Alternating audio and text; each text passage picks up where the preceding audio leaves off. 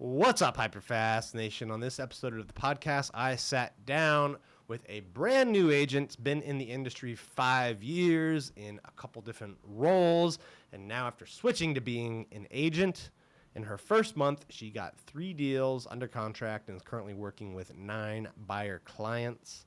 Welcome to the show, Kristie Link.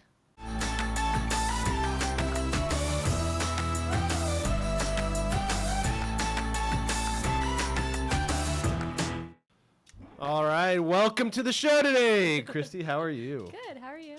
Good. Thank you for joining. Tell the listeners out here a little bit about your background. I know we were talking about the show, and I forgot you actually started off in marketing. Yeah, right? This will be my 5th year on the team. I originally started off as a marketing and listing coordinator. I think I was the only one that did that. Quickly transitioned after a year just to listing coordination, and I think someone took over the marketing for me. And then I did listing coordination for about 2 years. Then I transitioned into a listing partner agent where I worked with one agent. It was me and him on a team, and now I am a solo agent on the team. All right, so 4 years, almost 5 years really, as a marketing coordinator, listing coordinator, and then listing support. Now you've been an agent on the team, on the KERI team for 2 or 3 months now. How is it going? How's the start been? It's going awesome. I think I've killed like the first month, which I was super excited about. I was very nervous, I will say. It's a lot to think about. There wasn't really much planning into it either. I just sort of jumped in, but I felt like that's like what I needed to do to push myself to do it. So I had 3 ratified contracts in the first month, and I have about 9 signed clients that I'm working with. So three deals in the first 30 days, and this is just so if people are watching in the future, this is 2022, quarter 1, low inventory, Yes. winter, right? One of the lowest inventory markets in the world, and you've already got three deals done, 9 clients. Are they mostly buy, They're list, all mix? buyers. They're all Yep, all buyers. buyers. Tell us a little bit about the challenge right now working with 9 buyers. Like that's good, right? That you have 9 buyers, but how are you finding them homes? So, it's hard right now. Yeah, about half of them, their timing is a little bit further out. So that's what I've been struggling with to kind of get them in motion. A lot of them are waiting until like summertime or after summer once school ends. So those are sort of they like... want higher interest rates and prices. Yeah, exactly. Yeah. But for the people I have worked with, I mean, yeah, we've escalated, we've waived contingencies, but I have done it in kind of a different way. I've learned from my teammates. So in terms of like contract stuff, what I did to win one, I included a signing bonus within like 5 hours. Oh, yeah. I first heard about that trick, believe it or not, on TikTok. Really? Yeah, someone posted that on TikTok. I think I mentioned it to KERI. Yeah. But I think some people on the team were already doing it. Definitely. Yeah. So that worked. How does that work? So one time it worked, one time it didn't. I will say the one time it did work. I think it just caught the agent's attention. No one else did it. Right. So what is that the home comes on the market? Let's say on a Thursday, they want to wait till Tuesday Monday, to review all offers. Right? And then you're going to get 10, 15 offers in this environment. And people will say, well, I'll offer this, but I'll go up higher, right? That's the traditional like escalation thing. Yeah. And then it goes to the person with the highest escalator. Sometimes terms matter, but what was this bonus The trick signing you did? bonus. So we saw it like the first day it went on the market. There was an offer deadline for Monday evening. By that point, that was like 5 days that we'd have to wait for, and there was 2 open houses. So we assumed, again, like you said, multiple offers. That's what the sellers probably assumed. But I included a signing bonus for the sellers. It was literally like, if you sign within 5 hours, we'll give you X amount. So what was your offer was what? Trying to think. The first one, it was listed at $850, and I think we put $10K on top of that. So you offered $850 with a 10, but then $10K bonus if they signed it that day? Yeah. That's interesting. You're kind of shifting the paradigm a little bit. You're finding a way to put pressure on the seller, because normally they're gonna, they're like the only girl at the dance with 20 guys or whatever, right? Yeah. So they got this house on the market. They know they're gonna get 20 offers, or they think they will at least. They don't know, but now they're hoping, okay, list it for $850. Maybe someone will bid $860, $890, and $900, $1 million maybe, right? But, yeah. but now they've got a choice. I can take this extra Right 10,000 right away, and I don't know what will come in over the That weekend. time it worked. right? I will say the second time I did it, it didn't work. What happened the second time? The second time, they already had 2 offers. I put that signing bonus in, and then like simultaneously an hour later, they got like 10 more offers, even though the deadline was on Monday night, and this was like Saturday. But I think it caught the agent's attention because him and I were like going back and forth for like ever. It turns out it escalated like 200K above what we even offered. But the agent, like, he thanked me and appreciated like that I included that. He's like, I've never seen that before. So it definitely caught the seller's attention out of like the 30 offers they had. So it worked, but it didn't work at the same time. Yeah, you're switching the urgency up a little bit. So on that second one, they went with someone else that was going like 200K over. Yes. Yeah. Wow. So how did your next person get under contract? Was it escalation again? No, it was actually a condo. So that one, there was no other offers, and it was a FSBO. So that was really interesting. I've never worked with a FSBO on the list side. Where did you find Zillow? It was on Zillow? There was no photos. The guy's like 90 years old. Didn't really know what was going on. And I think he just liked me in the end. And we like had conversations every single day. So I think he trusted me, the seller. And my client really wanted it. So it all worked out in the end. All right, so a couple different strategies I've heard so far. One is this signing bonus, right? Get creative with your offers, do things that other people aren't, and then get creative with how you find the property, right? You're looking on Zillow, for sale by owners, maybe door knocking, direct mail. What are you doing? I think you said half your buyers are longer term, so you've probably got 4 that are looking right now. What are you doing to actively... Hey, hold that thought. Do you want to get 100 tips for free from my best-selling real estate book, The Hyperlocal HyperFast Real Estate Agent? If you do, go to hyperfasttips.com and you can download 100 of my best tips today. Again, that's hyperfasttips.com. You can download 100 tips on how to grow your business, get more clients, deliver more value to more people. Go to hyperfasttips.com. Yeah, so one of them that are actively looking, like, want a specific elementary school. So I feel like I need to start, and they know what houses are in that district because they've looked many times over and over again. So I feel like for this one, I need to start like door knocking, doing circle prospecting calls, just kind of getting out there so people know my face. Sending out letters. So that's something I plan to do for that client in specific. I haven't done that as of yet for the 3 that I'm under contract with, but for her, that's what I'll plan to do. Interesting. Are buyers, are you finding they're getting frustrated, fatigued, or how are you dealing with that? Yeah, the one, the signing bonus that worked out, that was the third or fourth offer we've put in. So at that point, my client was definitely fatigued and was just ready to move in. And she had a lease that was expiring soon, so she was extremely motivated. So for that one, I think at that point she would have done anything to get the house. So that definitely helped. But yes, the fatigue is there. But it's just like keeping that positivity, right? Like, so if day by day they're looking on the MLS, they're finding nothing, just always reminding them that I'm there for their support. I'll go door knock a street if they're interested in like a specific home. Just the fact that I will basically do anything to find them that next house. Yeah, I think a big part of it is you got to go out, door knock, look on other sites, do things that other people aren't, but then you have to let them know you're doing that. Yeah, right? for sure. Because if they don't know you're doing that, it's all behind the scenes, and then they're gonna feel like, well, how come you can't find me anything, right? Right, exactly. So yeah, it's been tough, but it's definitely rewarding. What's been the biggest challenge in making the switch from being in a support role to being in this agent role now? Yeah, well, now I think I love it even more because I am truly like my own boss, really, in a sense, where as much work I put into it, that's the rewarding part that I'll get out. So I think that was a big change from what I was before.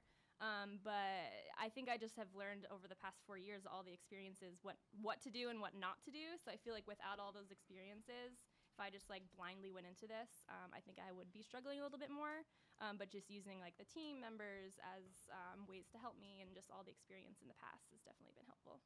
What are you doing outside of I know traditional like lead things, open houses and door knocking for inventory? What about social media? Yeah. What do you do there? I love social media. I think that's why I started as marketing. That's like what I was doing before this.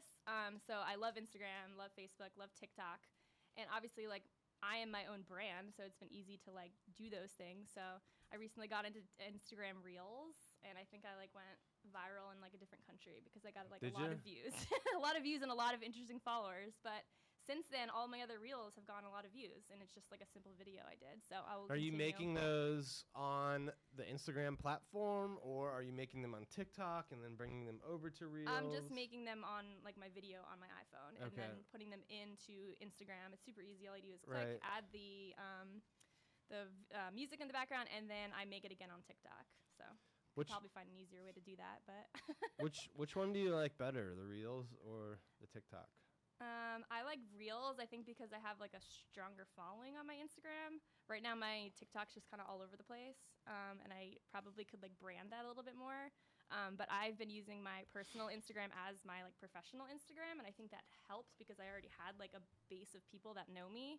And I feel like when I go back home, they're like, "Oh my gosh, Kristie, you're doing like so much," and they're only seeing that based off my Instagram. So yeah, I truly believe in Instagram, and I think I'll continue to do like those reels. Like even just going, they don't even have to be my listings, just going into like some of your listings in DC and just taking those videos so people see that you're out there doing that stuff. Yeah, I think I saw one of our new construction listings Yeah. on your TikTok. Mm-hmm. Got a I think it was Columbia. I think so. Super nice. And Got a few you thousand. were I don't know if all the viewers will know if you scroll back, it's a lot of scrolling 'cause I made a lot of TikToks.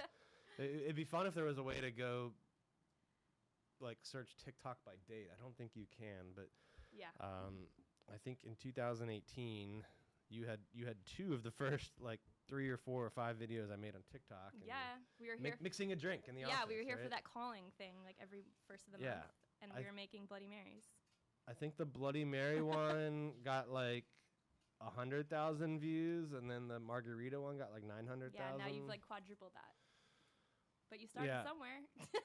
Yeah, now we've had some that have hit like 6 million, or I think 5.9 million might be the biggest. But if you scroll back on my TikTok, you were one of the originals. My face there. isn't it, just my hands. Just the hands making the drinks. That's all right. A lot of my best videos I'm not in either anymore, which sometimes I That might think, say something. yeah, kidding. does it? Maybe. Yeah, I don't know where we go from there. But so TikTok, Instagram, Reels. I'm not into Facebook as much as Yeah. I don't know. How do you feel about Facebook? Well, it's definitely declining. Like if you just and Facebook's actually been sued by investors and by the SEC. They've hidden this, and they're publicly owned, so they're supposed to disclose a lot of stuff. But they've got the stats that say, their growth has slown. Less people are on it. Less people are using it, and all of that data is out there.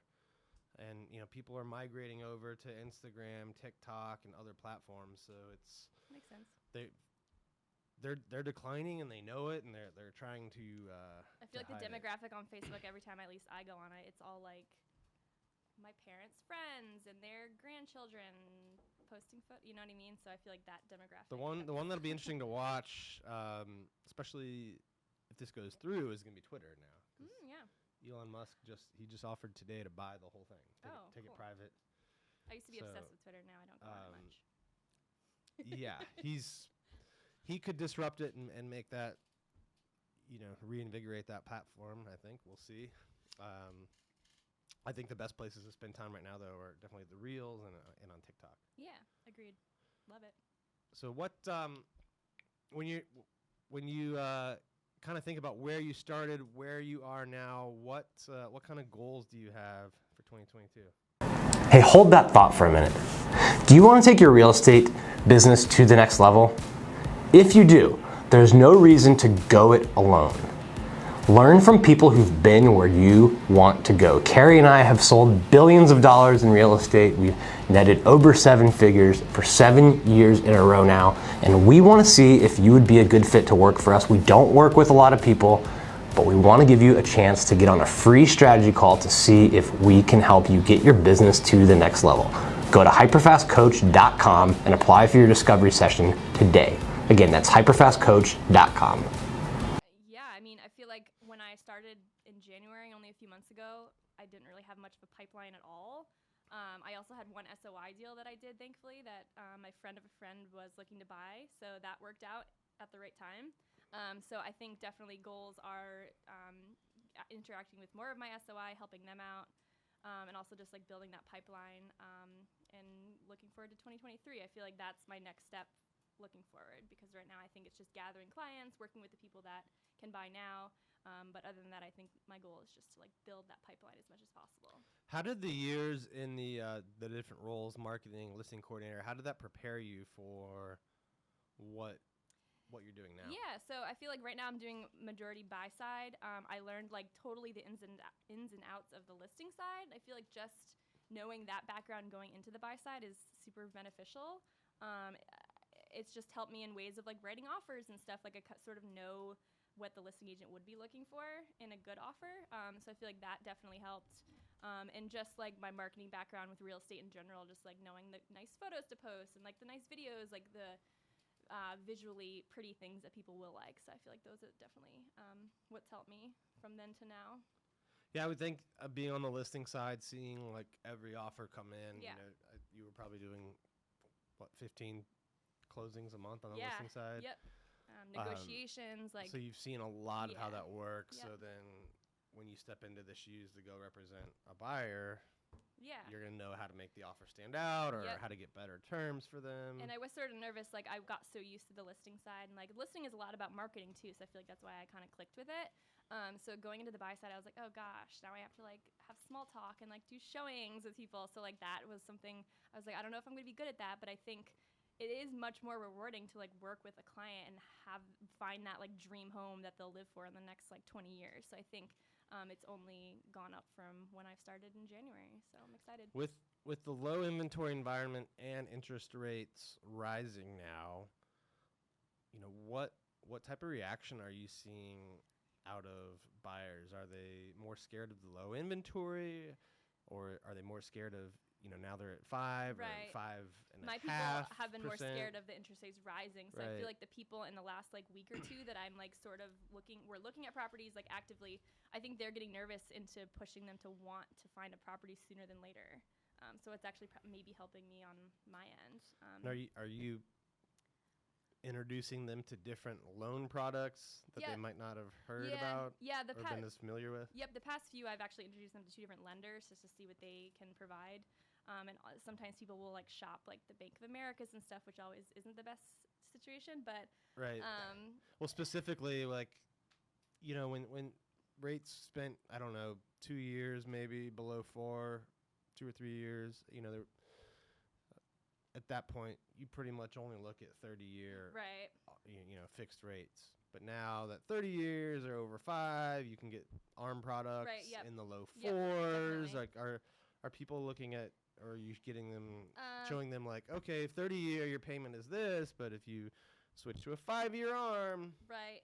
My one first-time home buyer, he was super nervous, just in terms of like the down payment and whatnot. Mhm. So it turned out he did do the 30-year, but Okay. I believe my other clients, they were talking about ARMs. I don't know if it actually went through in the end, but yeah, those conversations have happened. Yeah, I would think the 5 and 7-year Mhm. ARMs right now would be Would make something that sense. buyers agents Yep. would want to have in their back pocket and to know the spread, right? The difference. Like if the 30 years at 5.5 Right. and a certain ARM product's at 4, that's a $90 difference per month per 100,000. Right. So like on $1 million loan, that's $900. $500,000, that's $450, whatever. So that's Yep. that's going to affect people's affordability like a good 15-20%. Yeah, I think it's important to always have those things like in the back of your mind to be able to like pivot if someone's just like at a dead end. I feel like I've sort of seen that with a few of my clients. So yeah, having those in the back of your mind is important. All right, well, I know you've got some showings coming up. I do. So we're going to have to wrap up. I always end with a hyper-fast round, though, if you're ready for some rapid-fire questions. Okay. Yeah, it's going to be scary. All right, what's your biggest piece of advice right now to a new real estate agent? Just do things that make you uncomfortable, because I think you have to like break out of those boundaries to see what is next for your future. All right, I like that one. What's a common mistake that you see experienced agents or agents that have been in the business for a long time, common mistake you see them making? I mean, I always like to, with my clients, I think it's important to like be their advisor as well as like their friend, as well as like their educator almost. And I feel like a lot of agents, whether they've been in the market for a while, like they only have one goal in the back of their mind, and that's to just like make money off the people, which obviously is our goal too eventually. But I think it's important to like always be educating the clients, always be like pivoting and finding different resources for them. All right. What's the biggest challenge you've had in real estate, and what did you learn from it, or what did you do to overcome it? Yeah, just growing up, I was never in like a customer service type job. I was always like on the back end, like posting on Instagrams and stuff. So I feel like that's been my struggle is customer service, and just always having a smile on my face no matter what that people are telling me. So that's been my biggest struggle. But I have over the past like year and a half seen myself kind of get better at that. All right. Last question. Where do you see yourself 5 years from now? I want to be one of the top agents on the team. All right. Good answer. Thank you for being on the show today. Before we sign off, if people want to connect with you or find you on social, how do they do that? My Instagram is klink425. KLink425. Thank you for being on the show. Yeah. To all of our listeners and viewers out there, thanks for tuning in. Make sure you share this episode with people that you think would benefit from listening or watching it, and we'll see you next time.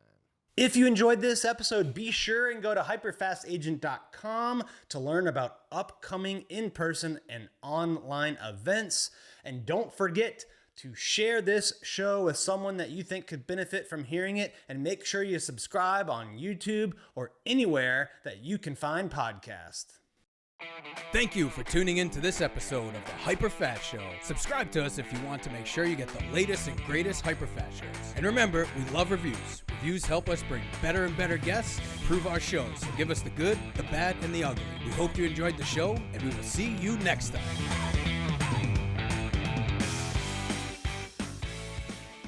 Hey guys, thanks for sticking around to the end. I hope you enjoyed that video, and if you want to see more, click right here. And if you want 100 real estate tips from my best-selling book, click right here to download them instantly. And if you're new to this channel, click below to subscribe.